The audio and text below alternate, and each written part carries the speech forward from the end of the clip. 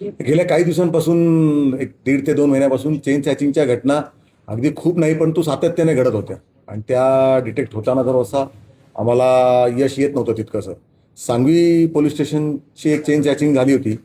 त्याच्या दरम्यान युनिट 1ने ती अतिशय चांगल्या पद्धतीने हँडल केली आणि त्यात त्यांच्या असं लक्षात आलं की या CCTV फुटेज जे बघतो आपण ते बघितल्याशिवाय पर्याय नाही. दापोडी, दोयरोड, तळेगाव ह्या सगळ्या परिसरातले CCTV फुटेजेस बघितल्यानंतर असं लक्षात आलं की हा एकच आरोपी आहे. त्याची विशिष्ट लकब आहे, विशिष्ट मोटरसायकल आहे आणि तो बँगलोर हायवेचा वापर करतो. त्यानंतर पुढे खात्री केली असता असं लक्षात आलं की तो बाणेर परिसरामध्ये त्याचा वावर आहे सध्या.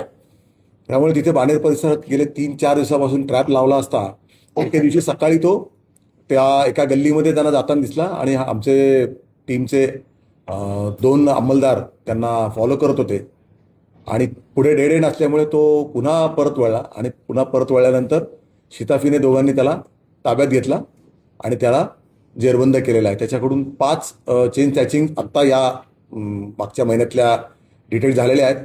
अंदाजे 76 ग्रॅम सोन्याच्या जे चेन्स आहेत त्या त्यांच्याकडनं रिकवर झालेल्या आहेत 15-1 लाखाच्या. हा पूर्वीसुद्धा असेच गुन्हे करत होता. 16 ते 24 तो ॲक्टिव्ह होता. त्यानंतर जेलमध्ये गेला. जेलमधून आल्यानंतर त्याने इतर बरीचशी कामं करायचा प्रयत्न केला, ओला उबरचा ड्रायव्हर, चायनीजची गाडी वगैरे.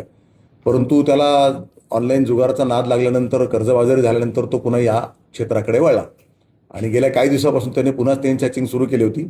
या दिवशी आम्ही त्यांना पकडला रेड हँड.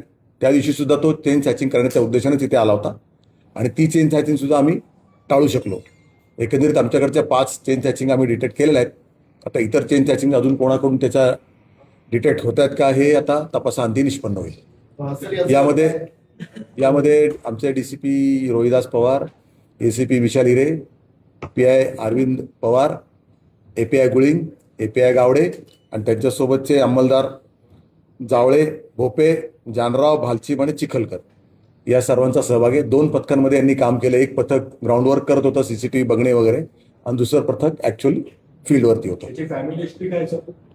तो राहणारा सोलापूरचा आहे. सुमित इंगळे नावाचा व्यक्ती आहे तो. त्याची फॅमिली हिस्ट्रीविषयी आत्ता आमच्याकडे काही उपलब्ध नाही आहे, परंतु तपासाअंती निष्पन्न होईल. सर याचं एज्युकेशन वगैरे काय आहे? नाही, अद्याप नाही काय कळलेलं आहे.